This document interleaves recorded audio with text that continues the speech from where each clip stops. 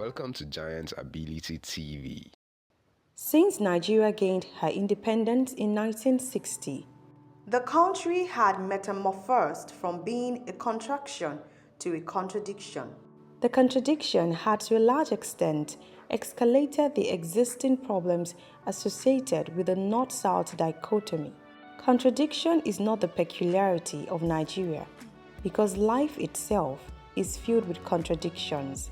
Where conflicting opinions share a basic truth, you face a creative contradiction. Life is filled with contradictions. For example, in society, we are all free, or we are all living under law, involved but lonely, Connected but alienated, together but divided, fruitful but unfulfilled, successful but unsatisfied. There are also contradictions in international politics. Different countries have different ideologies, yet we all have to share the same globe. So, we must work out these contradictions creatively. Contradictions also play a major role in social development.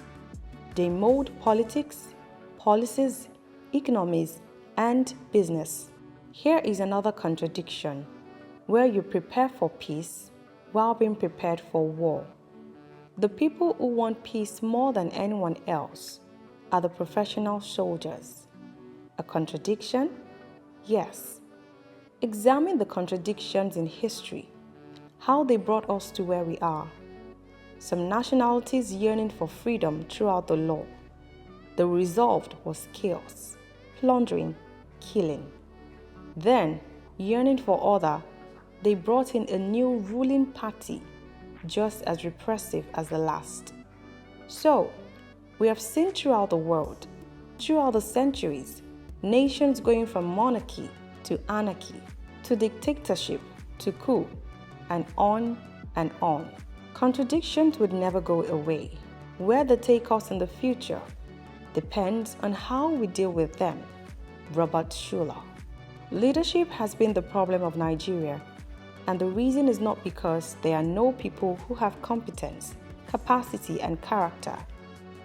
But nepotism is the main issue, while meritocracy has been replaced with mediocrity, just to satisfy the whims and caprices of those who are drunk with the entitlement mentality.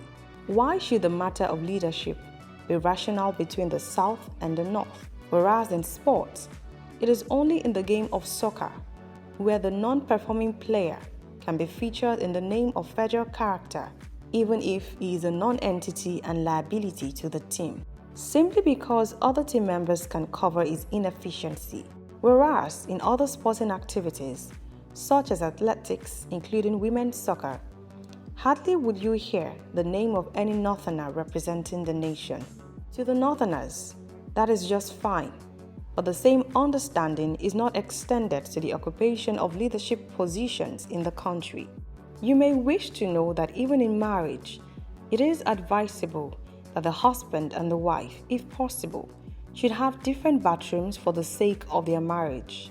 Nigeria's political terrain is volatile, and if anyone thinks that they are doing the same thing the same way, even to the detriment of the country's progress and stability, will not attract any consequences. It is time he realizes that he is just being delusional, and no matter how long the night keeps, the day will break, and the darkest hour is nearest the dawn.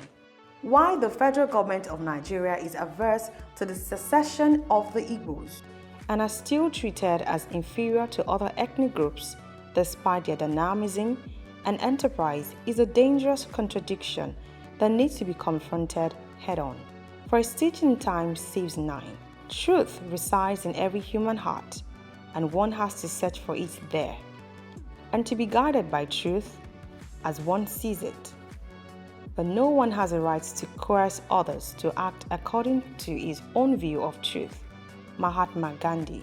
The wise man also once admonished, do not hold the delusion that your advancement is accomplished by crushing others. As the country Nigeria evolves, development comes with challenges which are in the forms of ups and downs. The passing of the former President Muhammadu Buhari, who was the immediate predecessor of the sitting president, Bola Ahmed Tinubu, marks a historic twist in the political evolution of Nigeria. This becomes very significant going by the timing and the fact that there are still 5 past leaders of the country, both military head of state and civilian president, most of whom are older than him alive. In addition, his passage happened at a time when the political terrain of the country looked problematic and the need to rescue the soul of the country had become urgent and indispensable. The legacies of the late former president are those of missed opportunities for him not being able to tick all the important boxes that include the fight against corruption, the fight against insecurity, bad economy, education, health, youth employment, inflation and food security, just to mention a few areas that the late president had failed Nigerians. Recall that his emergence in 2015 raised the hopes of Nigerians with high expectations from someone they looked up to as Messiah. However, his 8 years tenure, regardless of what excuses his loyalties have advanced, was that of retrogression and waste of the country's resources, with no commensurate result to show.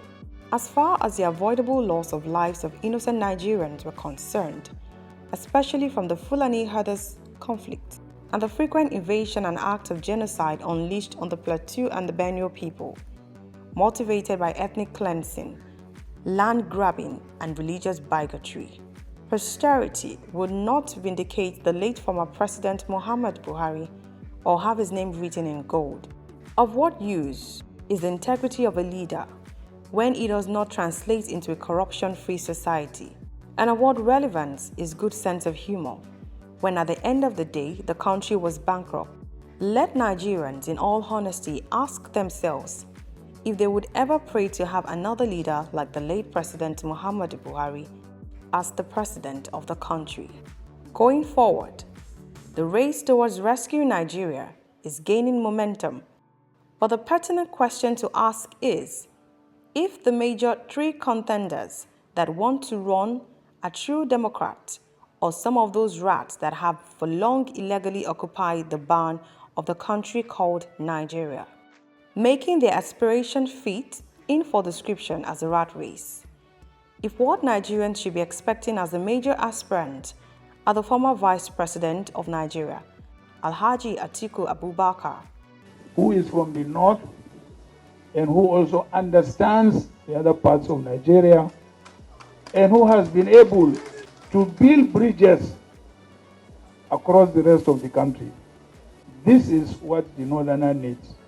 He doesn't need a Yoruba candidate or an Igbo candidate, who had just defected from the People's Democratic Party, PDP, the party that gave him the opportunity to become the vice president in 1999 and the opportunity to contest for president in 2019 and 2023 to the African Democratic Congress, ADC, and Mr. Peter Obi. Today, we have a system that does not care for you. Those in government that are richer than those in business is producing poverty.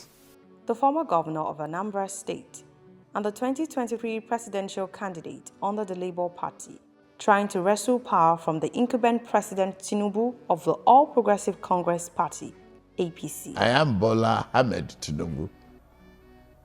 I have governed Lagos. I've built a model state that could be a country on its own. I've led an administration that is so prudent. From 600 million internally generated revenue to 5 billion a month, that's a record. Nobody else can brag about that. I've treated and tamed the Atlantic Ocean surge in Nigeria that will have perished many people in Lagos. Wisdom demands that Nigerians should disregard the ambition of Atiku and Obi and allow the devil that we know to continue, since choosing the lesser of 2 evils is still an evil. It is time to call a spade and let Atiku Abubakar understand that his insatiable ambition to be president has made him a liability to Nigeria and Nigerians. The Northerners need to understand that Nigerians need time to get out of the dungeons of poverty and insecurity into which the former late President Muhammadu Buhari had plunged us. And he, late former President Muhammadu Buhari, being the best that the North had to offer Nigerians. It is therefore not surprising why the late former President Muhammadu Buhari himself, being a humble and sincere man, considered it worthwhile and appropriate to apologize to Nigerians for having failed them. Abraham Lincoln once said, "I care not for a man's religion, whose cat and dog are not the better for it." The Northern leaders have over the years failed the Northerners and their people. Atiku Abubakar should please allow the Northerners to breathe. If the race is not considerate of Mr. Peter Obi and the obedient, it is nothing other than the rat race, and to this end, therefore, Asiwaju should carry go. God bless Nigeria.